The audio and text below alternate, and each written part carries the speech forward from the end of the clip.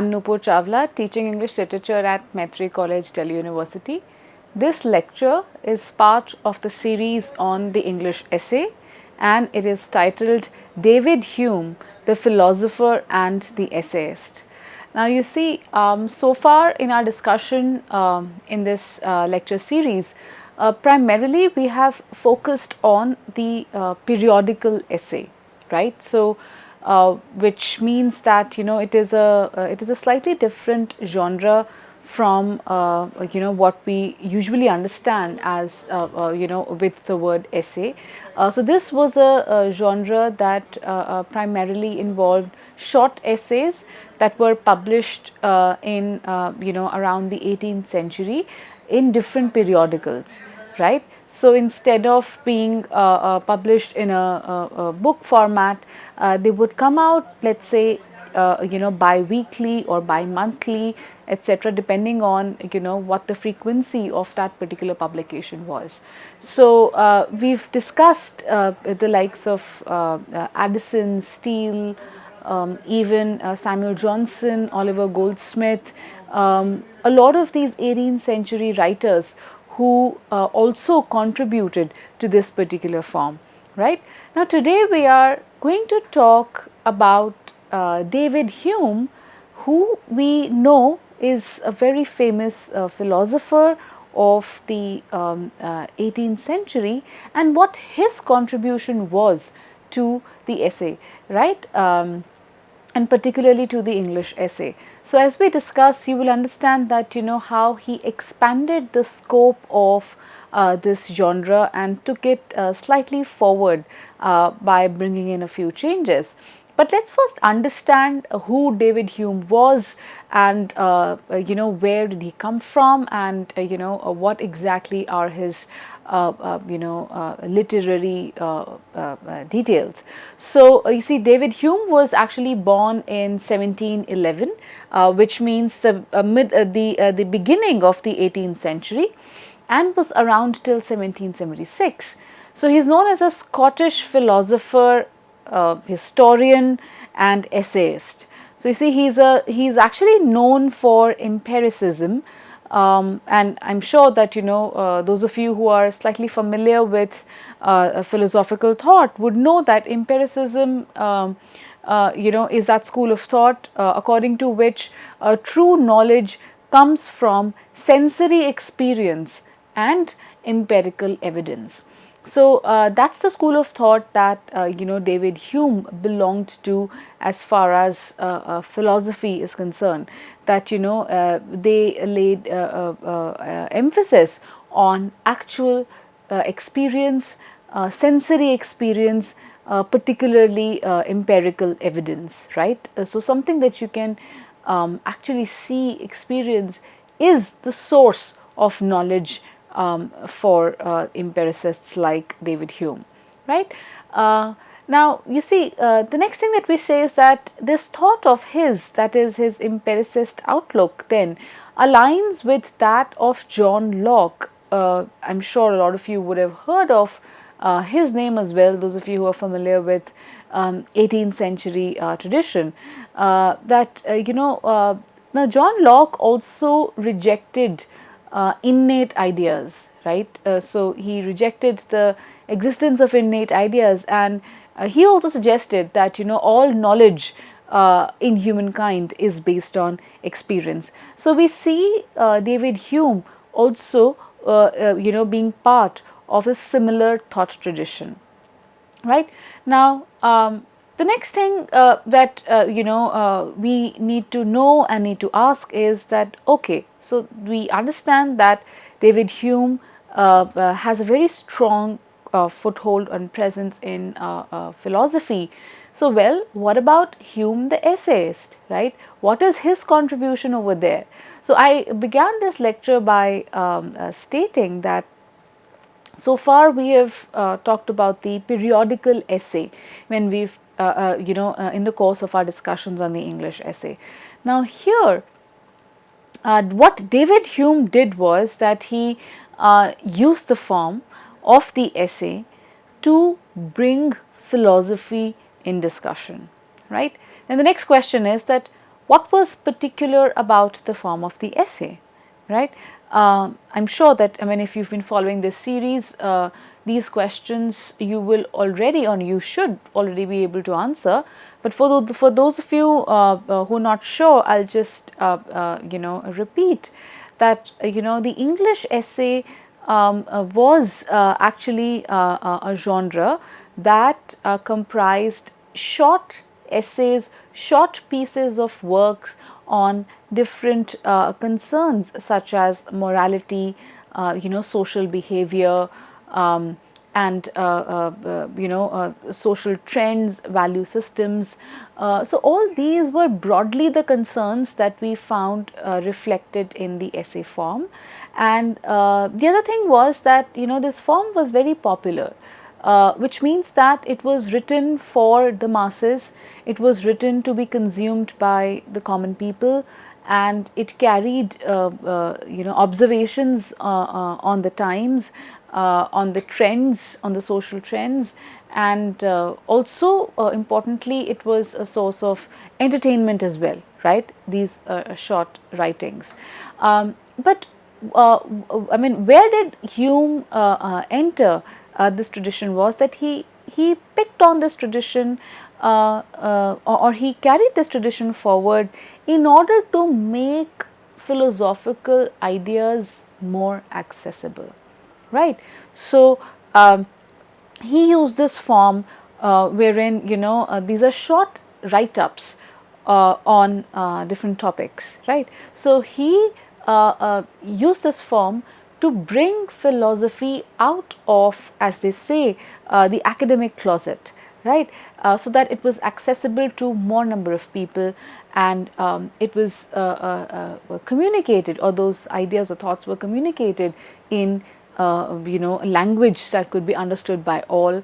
So that is where we situate David Hume and as the essayist, who's primarily a philosopher, but David Hume's contribution to the English essay. Right now, I hope that it helps you situate Hume in what we've been discussing. So, if we look at now, I mean, I would like to mention here that in my discussion today, we are going to focus on Hume, the essayist, not as much as the philosopher, because you see, while he has been a philosopher and we can talk endlessly about his philosophy, which is a completely different topic altogether, but in discussion, particularly today, will be his contribution to the essay form and how his thoughts then were conveyed or represented through this form of expression, right? Now, you see, one of the initial works of David Hume in the essay form involved in was published in 1748, and it was titled An Enquiry Concerning Human Understanding. In 1739, he published, this is one of the very well known works by David Hume, that is a treatise of human nature. In 1779, he published dialogues concerning natural religion, and in 1758, he published essays, moral, political, literary. So, you see, the first three texts that you notice are primarily works which discuss his philosophical thought at length. And then the fourth one you see is in fact titled Essays, Moral, Political and Literary. So, which means what? That here he is very consciously using this form in order to talk about subjects that are concerning morality, politics and literature, right. So, that is why he gives it a subtitle, Moral, Political and Literary, right. Now, the other thing that we say is that how essays occupied David Hume throughout his adult life. So, he spent quite a substantial amount of his time in his active career in composing, and also not just composing but also editing his essays or reworking his essays. So, that was also one of the defining features of Hume as an essayist, right. So, in his late 20s, after completing the treatise on human nature, he began to publish essays on moral and political themes.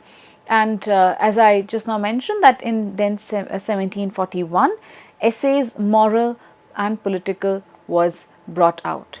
Okay, and if you just look at the year-wise publication of these different works involving his essays, then in 1742 we notice a second volume of essays appeared under the same title. So you see, I just now mentioned that how he wrote extensively and also edited and revised. Okay, so after bringing out the first volume in 1741, we see him bring out a second volume in 1742 of the same essays with the same title, right? Of course, the essays were different, but well, the title was the same, but it was just the second volume or the second part of the book. In 1748, few years later, 3 additional essays appeared in a small volume, and they were incorporated into the 3rd edition corrected of Essays Moral and Political, right? I just now mentioned that how he was known not just for composing the essays, but also for revising them. So in fact, this is just one very small example that I've brought to you here, that how he presented a 3rd edition corrected, that's what it was also titled, of the initial collection published, that was called Essays Moral and Political, right? So this actually tells us that how he engaged very closely and significantly with the form of the English essay. Now in 1752, a large number of new essays also appeared under the title Political Discourses, and this also was a work in 3 editions, right? So not just essays, moral, political and literary, a second work also came up that was in 1752, where we saw another collection of essays by Hume, right? And in 1750s, the researchers say, actually brought together his various essays and other writings in a collection titled Essays and Treatises on Several Subjects. So this was that work which compiled not only his essays but also his thoughts, discussions and ideas on various different subjects that he dealt with or engaged with in his life. So if we broadly understand the time period that Hume was actively working on these essays, it would be from about 1740s until his death in 1776. So that is a huge span of time to devote to a particular genre, right? And we say that even after he died, so there are about 39 essays in the posthumous 1777 edition of the Essays Moral, Political and Literary. So you see, one thing that you would notice is that how there were multiple editions coming in with corrections, with new essays added, etc. So this gives us a sense of how David Hume then was actually a very prolific thinker, writer, who brought philosophy to the doorstep of the common individual, right?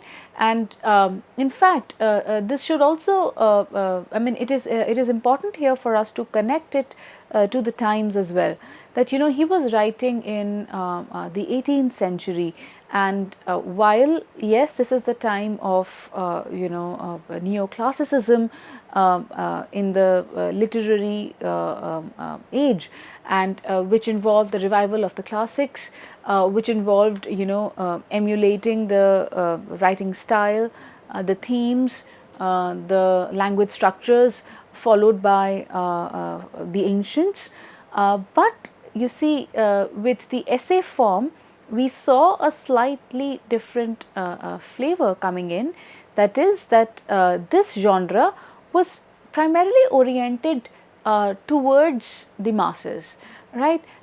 Its readership was not esoteric, it was not only restricted to cater to those who were let's say the learned or the educated alone, right. So that is what the form catered to. And secondly, if you remember from our previous discussions, we also said that how social correction, or that element of bringing about reform or change was also another important element of the 18th century sensibility, where the literature therefore tended to correct the wrongs, point out the follies of the social life, point out the follies in different individuals, different issues around, and through that, you see, what was the purpose of pointing to the follies or the shortcomings? The idea was reform. The idea was to change, to improve human nature for that matter. And that is why even the form of satire, as we know, really flourished in the 18th century, right. So when we understand that how at the center of this sensibility was then people, the masses, the commoners, and that is where Hume then connects his idea that even though he dealt with, or even though most of his work, most of his thought is philosophical, is to do with not exactly the men and manners, as they say, of the 18th century, but yes, he thought about concerns to do with politics. He thought about the government structures. He thought about civil society. He thought about civil liberty, and then he even thought about certain social structures as well, such as marriage, love, etc. And then he even had observations on some of the very seminal authors of the time as well. So you see, all these ideas or thoughts of his, then he chose to not only compile or express in his philosophical works, but also he chose the form of the essay to bring out these concerns to the common person. Why? Once again, because the essay form was such that its reach and its scope enabled that philosophy could be made accessible to people that were not just trained in literature, etc., but also could be understood by common people as well. So you see, that is, I would say, where Hume's primary role lies, and that is how we would situate him in the 18th century context as well, right.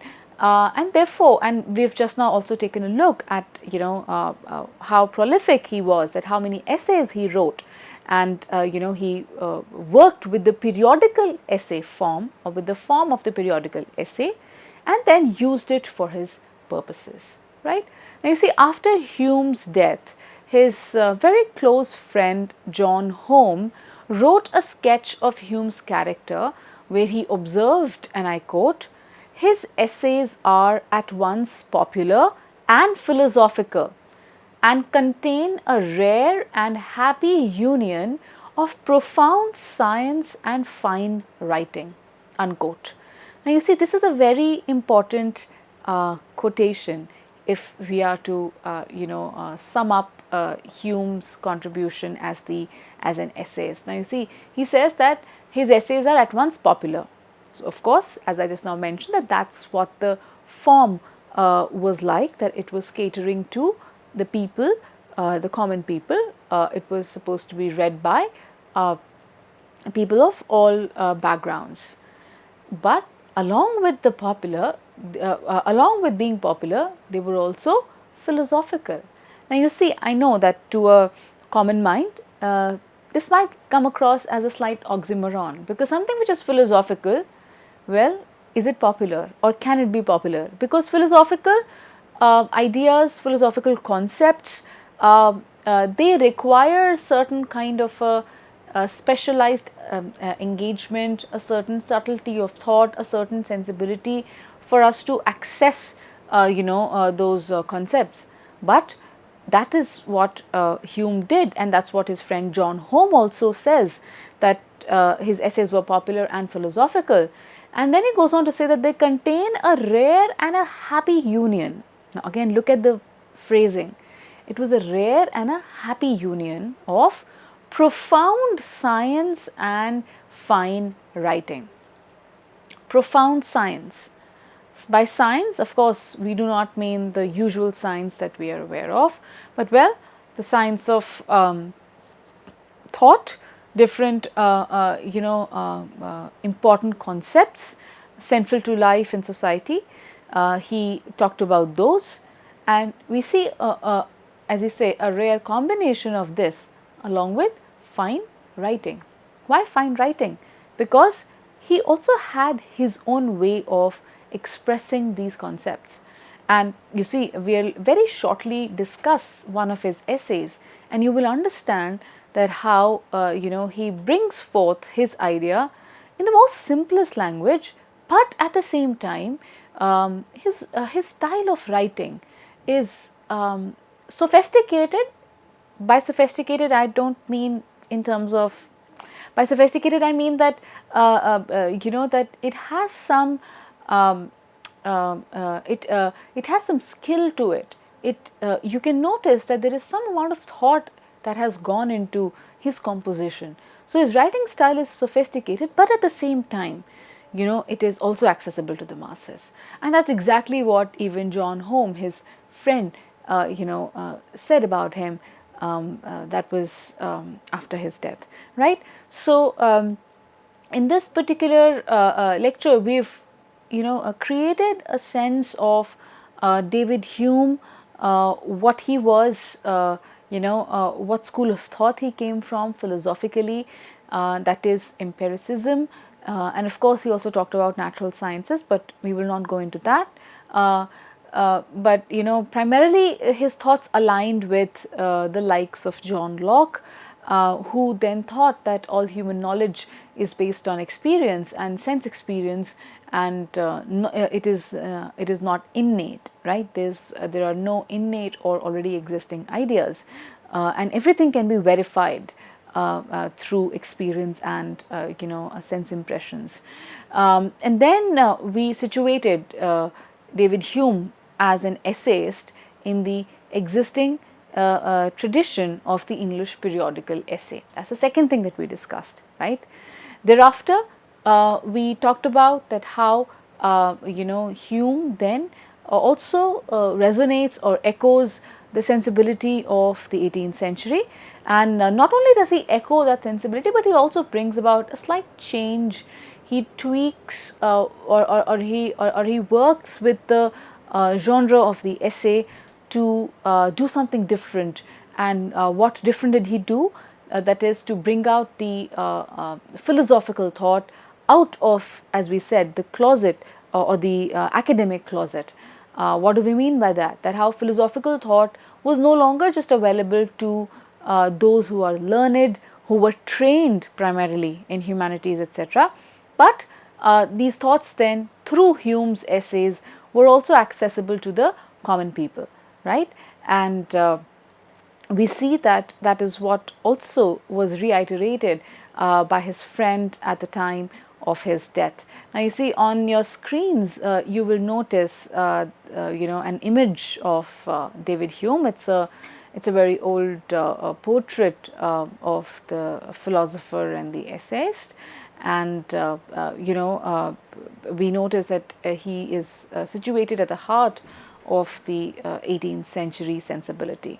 So you see, with this introduction of David Hume, next in the next part of the lecture, we are going to talk about we will take up an essay written by him, one of the essays that is part of the seminal works, essays, moral, political and literary. So, we will pick up one essay from there and understand how he puts his ideas together, what form does he give to his thoughts, and how his language then is also at the same time very approachable, right. So, with these thoughts I close this session, and in the next part of the lecture we are going to continue and take this discussion forward. Thank you.